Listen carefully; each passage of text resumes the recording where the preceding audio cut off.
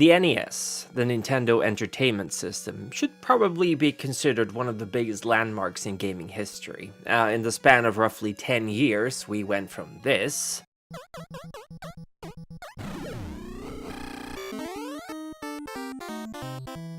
to this.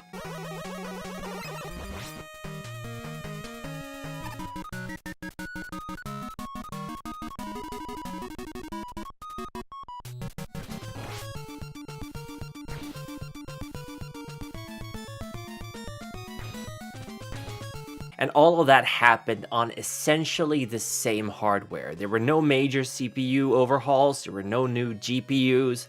It was just developers learning how to squeeze every last drop out of the limitations they were given.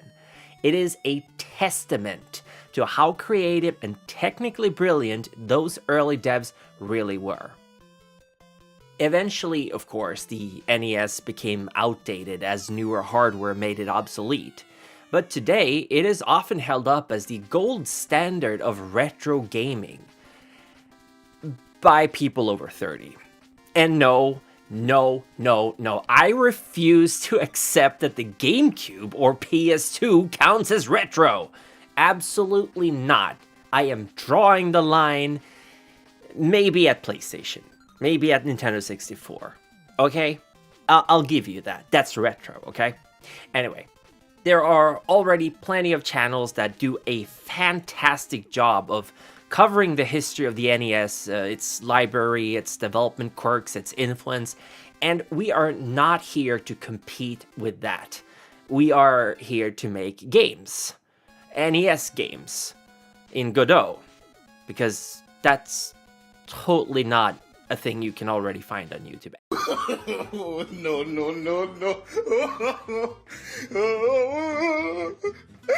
Anyway, we are going to learn how to make these games. There's still a consistent and surprisingly strong market for the NES-style retro indie scene. And part of that is, of course, nostalgia for millennials like me. But it's also because that era of game design is genuinely really interesting. It is a tightly constrained, wonderfully limited world, and those limitations, they kind of force creativity, right? When you can't hide behind fancy graphics and you have to master fundamentals like, I don't know, level design and pacing and enemy patterns and player feedback, that often leads to really fantastic and memorable results. So today, I'm going to take you along as we begin our wonderful journey into making NES-style games. And we are going to be starting with my favorite genre, platformers. Platformers were the dominant genre of the era. You had Super Mario Bros., you had Mega Man, Contra, Castlevania, Kirby, Noid, Teenage Mutant Ninja Turtles, Tiny Toon Adventures. Yeah, you get the idea. If you owned an NES, you were playing platformers. Even today, countless modern games still build on those foundations. There's Cuphead, there's Hollow Knight, Celeste, and I mean, just go look at any kind of indie title, there's gotta be some platform elements in there. Or it's some kind of, idle sim, which is also good.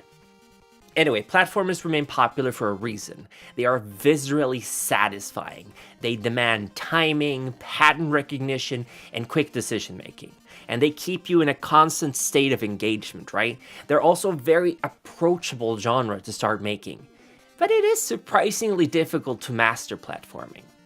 So we're going to begin by building a very, very simple skeleton of a platforming game. It will have all the bare essentials: movement, jumping, collision, scene transition, the basic pieces you would expect from any 2D platformer. And honestly, it's going to be a pretty boring game at first, and that's completely fine. Because once that skeleton is finished, we're going to start evolving it.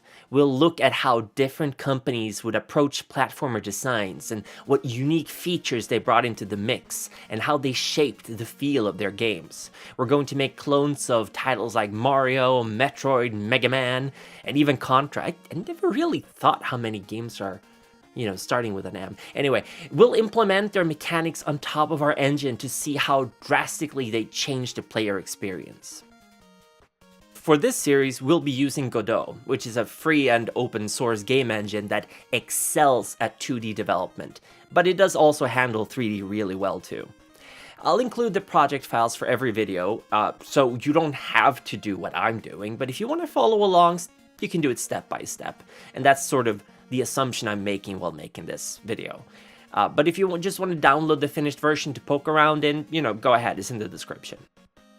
My videos will focus on using Godot's visual interface and node-based structure as much as possible. I've never really been a heavy coder myself. That's actually why I stopped my dreams of game development like in my late teens. And Godot basically provides this incredibly friendly tool that I wish I could send back in time to my teenage self when I was trying to force my way through C# and Java. Dark times. But if you've been thinking about getting into indie game development, I really hope this journey helps you as much or more as it helps me. I work as a teacher by day, so naturally I like teaching, and honestly, in my opinion, you always learn something the best when you're helping others understanding it. So if nothing else, this series will definitely make me a better game developer, I hope. Right, so that's the whys, and now it will be the hows. And first of all, we have to ask ourselves, what were the actual limitations of the NES? And the easiest place to start when talking about that is the visuals. The NES had a native resolution of 256 x 240 pixels. If you're watching this video in 1080p, this is how tiny that really was. Or is, I guess. This kind of limitation made it impossible for artists to create anything approaching realistic graphics. Obviously, they couldn't. So instead, they relied on highly stylized, immediately recognizable shapes and trusted that the player's imagination would do the heavy lifting. And some of the time, this worked all of the time. I read about did you say want? But resolution wasn't the only constraint. The NES could only display a limited number of tiles at once. Every background and every sprite was composed of either 8x8 or 16x16 pixel tiles. Collision detection wasn't based on smooth polygons or pixel-perfect hitboxes like we think of today. It was basically a tile collision and very crude bounding boxes. There were also strict limits on color and tile usage. The NES could only draw a small number of tiles and palettes at a time, which meant developers had to cheat constantly. For example, if you've ever played a game like Contra or Ninja Gaiden or Mega Man, you know that when a big boss suddenly appears in front of you, there is a black background for some reason. And that reason is not actually an artistic choice, it's a memory hack. The boss is actually being drawn as part of the background layer, so the game can load more colors and tiles for their animation. Then there's the question of input. Movement was extremely limited at this time. There were no analog sticks, there were no mice. Okay, well, fine, there was technically a mouse, but almost nothing used it. The standard controller was a D-pad plus 4 buttons: A, B, start, and select. Shoulder buttons wouldn't appear until the next generation of consoles, so if developers needed more actions, they had to get creative, combining button presses, timing taps, or forcing multi-use controls. Physics, essentially non-existent. No rigid bodies, no gravity simulation, no built-in animation systems. Developers had to code every bit of movement and draw every frame themselves. Which, of course, brings us to animation. Most sprites only had about 2 to 4 animation frames per action. Why so few? Well, because the NES had extremely limited memory for graphics. Games used a sprite sheet, or what we today would maybe call an atlas, that held every frame the game could possibly display. And the main character alone often ate up a huge chunk of that space. Anything beyond a handful of frames would be considered wasted memory. And finally, sound.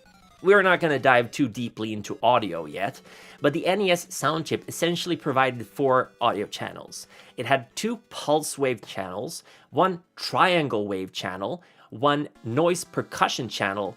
Okay, technically 5 channels. There was also the DPCM sample channel for low quality samples. I'm not entirely sure when that was used, but it was used. But that's it. And yet, with those very, very strict limitations, we got some absolute bangers.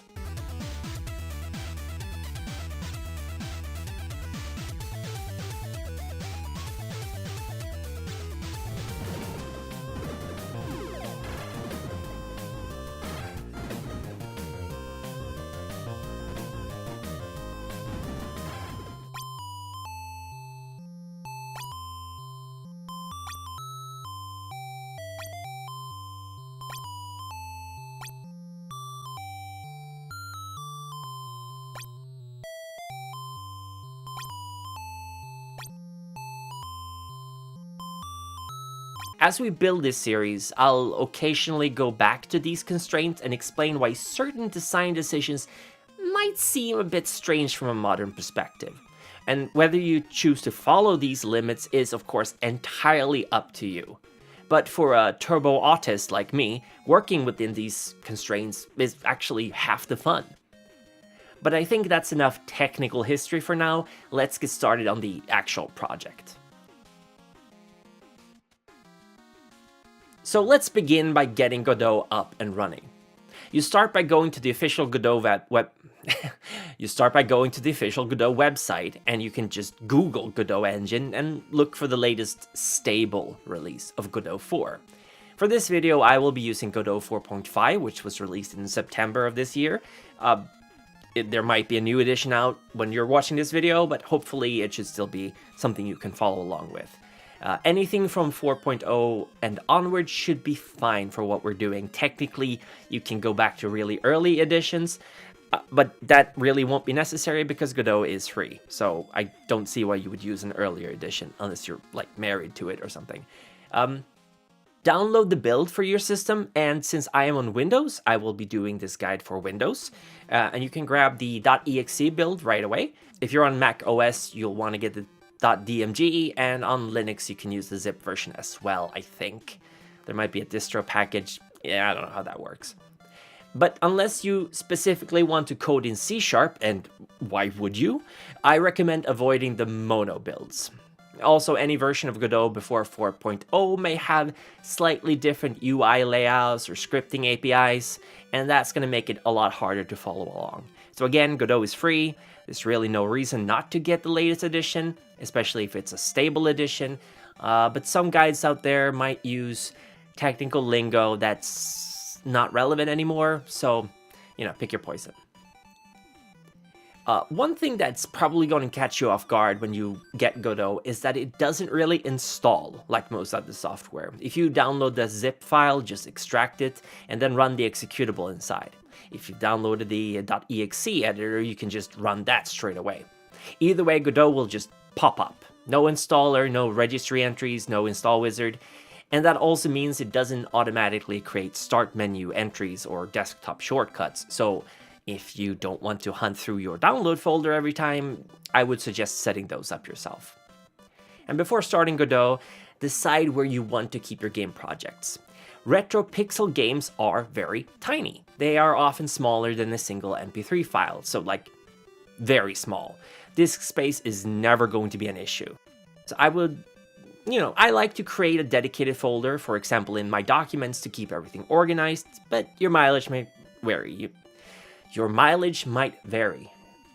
V's and W's are hard. Anyway. Once you've decided on a location, you want to launch godot.windows.editor.x86_64 or whatever it's called, basically just the editor. And the first thing you'll see is the project manager. Don't panic, it's fine. I'll walk you through every step here. Click New Project, and you'll get a dialog where you can set up the basics. Give your project a name, and I'll be calling our engine something. I'll think of it in post, but you can name yours whatever you like, and choose the folder you just created as the project path. For rendering method, you can pick either forward plus or compatibility.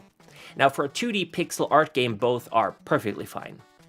Compatibility can be a bit safer on lower end GPUs, but forward plus should also be completely fine since we're not doing anything graphically heavy.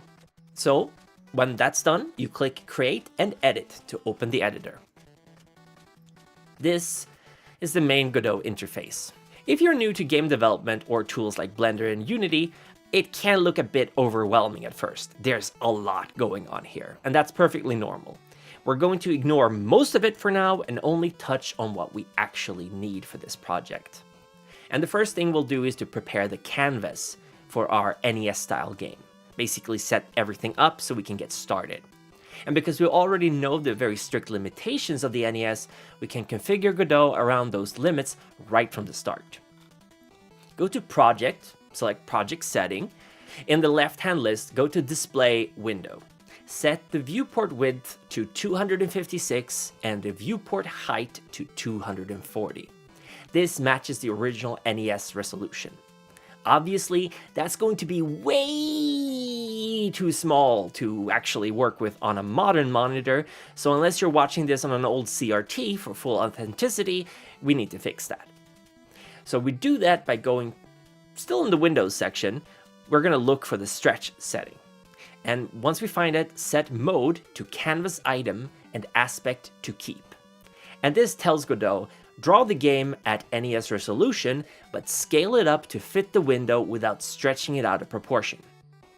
Now we'll set up our controls. In project settings, switch to the input map tab. In the add new action field, type D_left, and the D stands for the D-pad, and click add. You'll see D_left appear in the list below. Click the plus icon next to it and press the key you want to bind, for example, the left arrow key. Repeat this for the rest of the actions and we'll be adding 8 in total.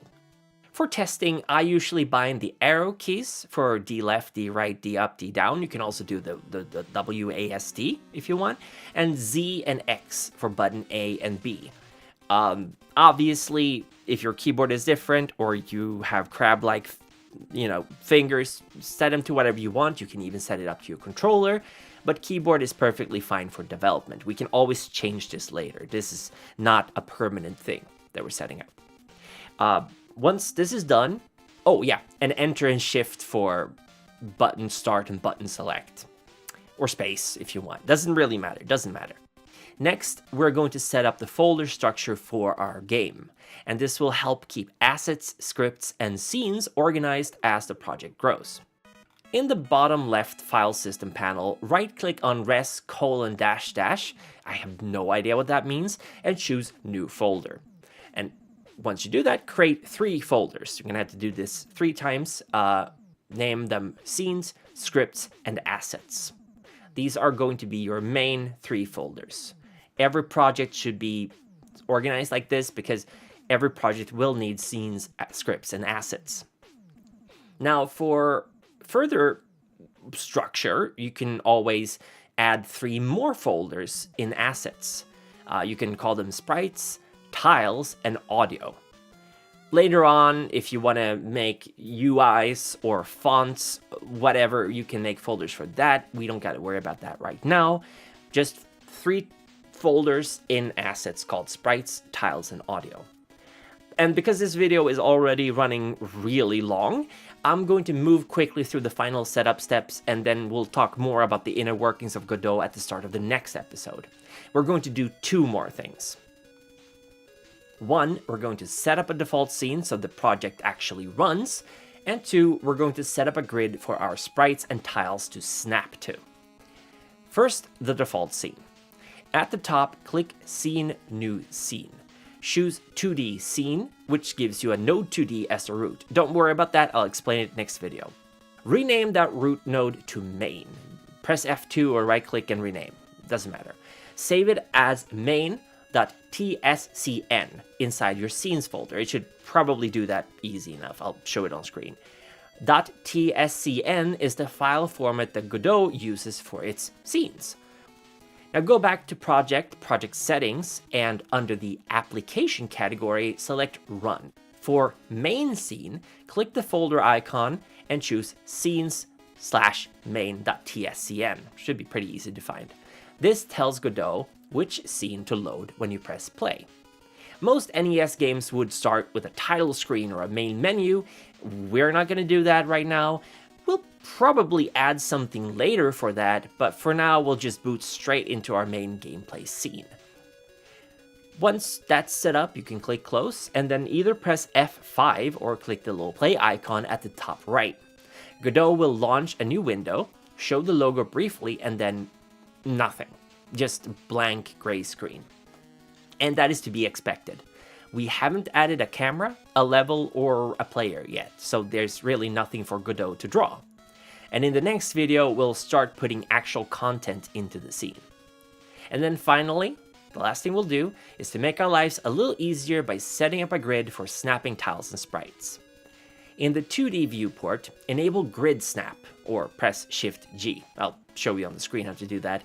And then click the 3 vertical dots next to the snapping icon and choose Configure Snap. Set the grid step to 16 by 16 pixels to match typical NES tile size. And make sure that Pixel Snap is enabled, and turn on Smart Snap as well. And now we're ready to actually build our platformer engine in the next episode.